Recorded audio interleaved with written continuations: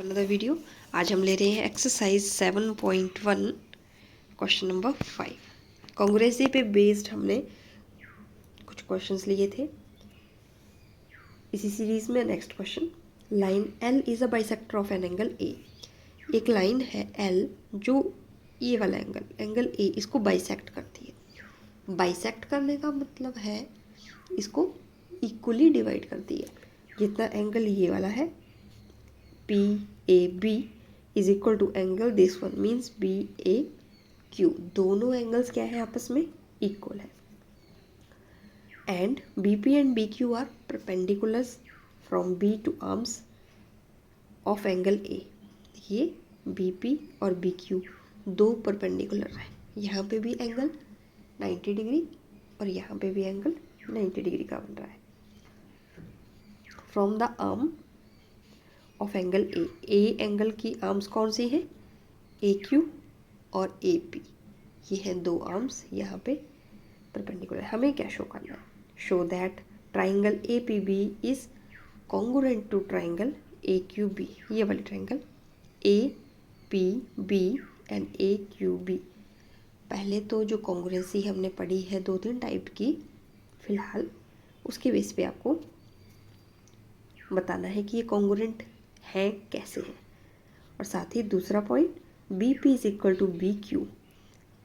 ये वाली डिस्टेंस जो है वो इक्वल है, या फिर पॉइंट बी जो है इसकी आर्म से क्या है इक्वल है। पहले हम जो हमें कॉन्ग्रुएंसी बताई है उन दोनों ट्राइंगल्स की बात ले लेते हैं। अब दी गई डायग्राम को मैं थोड़ा सा सॉल्व करके दो ट्राइंगल्स को इस तरह से बना दूंगी, ठीक है।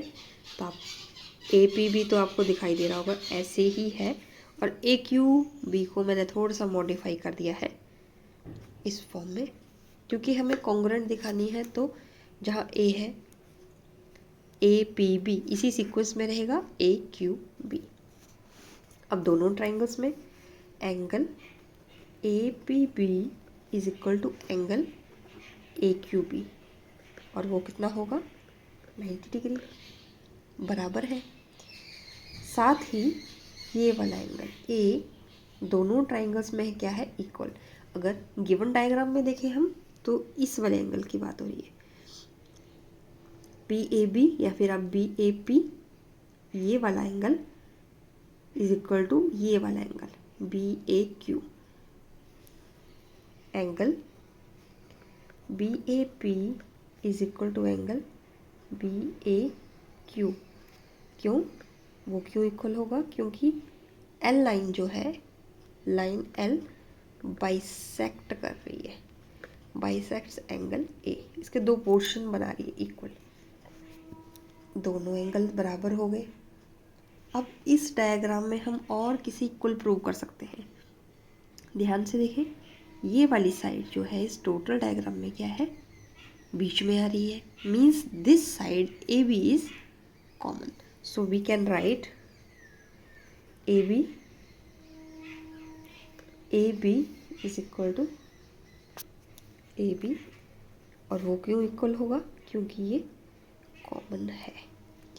अब कॉन्ग्रुएंसी हमने कौन सी पढ़ी है, एंगल साइड एंगल, और कौन सी पढ़ी है एंगल साइड कॉन्ग्रुएंसी और एंगल साइड एंगल कॉन्ग्रुएंसी। यहाँ पे क्या हो रहा है, एंगल तो दोनों साथ में है, पर साइड वो बीच वाली नहीं आ रही है, साइड जो है वो अलग आ रही है। तो ये कॉन्ग्रुएंसी होती है एंगल साइड कॉन्ग्रुएंसी।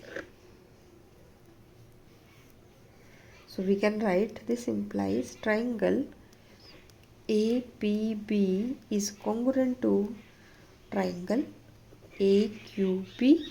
और कॉन्ग्रुएंसी कौन सी होल्ड्स कर रही है, एंगल साइड कॉन्ग्रुएंसी। अभी तक आपको मिल गया पार्ट 1 का आंसर।